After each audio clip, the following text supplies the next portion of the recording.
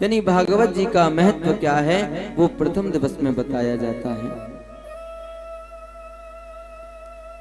क्योंकि जब तक हमको किसी चीज का, किसी वस्तु का महत्व नहीं पता चलता, तब तक हम उसका मूल नहीं समझ पाते। जैसे हमारे घर में यदि हम लाइट से उपयोग होने वाला कोई भी उपकरण इस्तेमाल करते हैं तो उसका हमें बिल देना पड़ता है, हमें उसकी अहमियत मालूम है।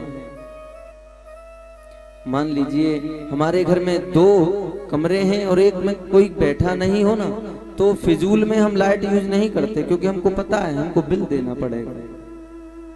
लेकिन सूर्य भगवान रोज सौर मंडल में आकर के हमको इतना प्रकाश देते हैं, क्या हम उसका मूल समझ पाते हैं? नहीं, क्योंकि वो बिल नहीं लेते।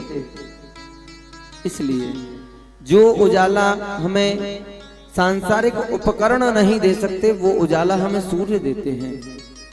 जिन जंगल उपवनों में जाकर के सूर्य अपना प्रकाश देते हैं, वहां हम लाइट नहीं लगाने जाते।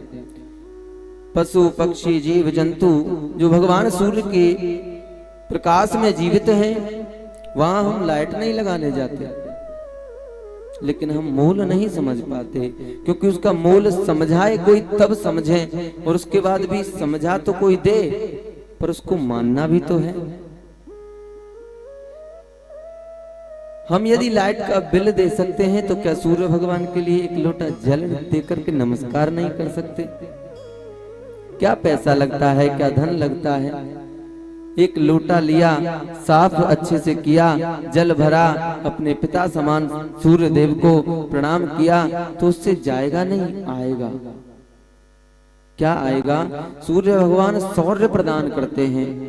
नवग्रहों में एक ही देव ऐसे हैं जो सौर्य प्रदान करते हैं, तेज प्रदान करते हैं।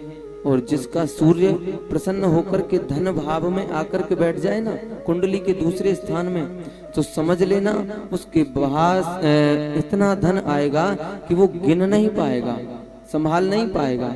लेकिन वो कब आएगा? जब भगवान प्रसन्न होंगे।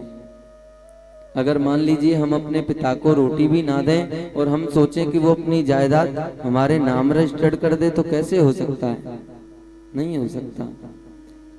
तो जो सेवा करते हैं माता पिता, उनको अपनी जमीन जायदाद दे देते हैं। तो ऐसे ही भगवान है। भगवान सूर्य की जो उपासना करता है, भगवान सूर्य को जो नमस्कार करता है, उन पर वो अपनी कृपा लुटा देते हैं। तो हमने जब विधि का महात्म का वर्णन कल श्रवण किया,